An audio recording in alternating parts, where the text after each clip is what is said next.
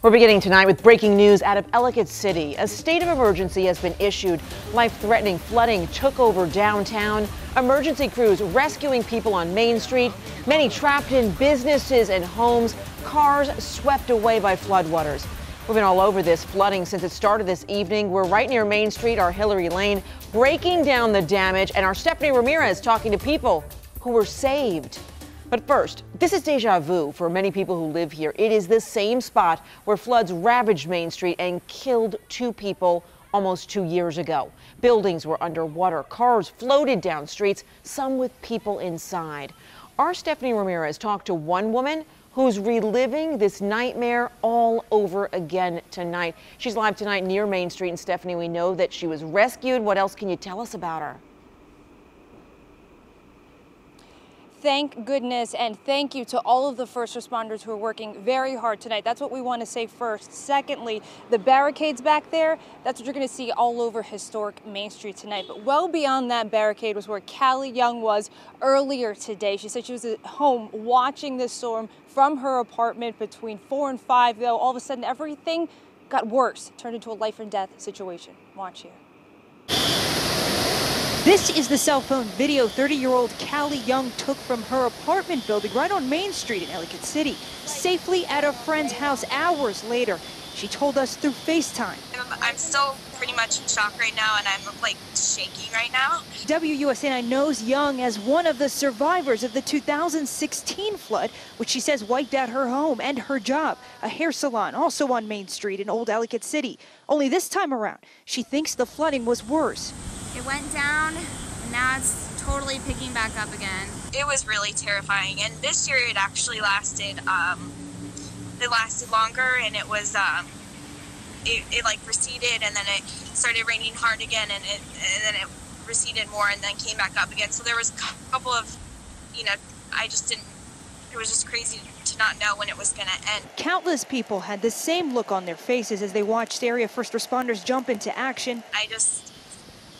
I came back to Main Street hoping that this wouldn't happen again, and here I am living through it again. So it's just absolute shock. Just absolute shock. Young tells me she had a car parked on Main Street. She has no idea where that car is now, and you can see why. This is one of a few photos of the aftermath that Governor Hogan posted when he toured the area. There is another one. I hope you get to see it. The photo shows a marquee that had the words EC Strong. That was the slogan everyone here rallied behind after the devastating 2016 flood. Deborah, there are a lot of hearts broken tonight. The governor and the county executive, they say the main focus is on making sure that people are okay. We're here in Ellicott City tonight. Stephanie Ramirez, WUSA 9. Thank you, Stephanie. And certainly those first responders, we are thinking of them tonight. Also in Ellicott City, our Hillary Lane. And Hillary, what is going on right now? Give us a sense of the damage for people. Well, the damage is unimaginable, really, as you look at it. And as Stephanie just mentioned, it's deja vu because this happened in 2016. So many people impacted again. And emergency crews have been working all night. They're rescuing people.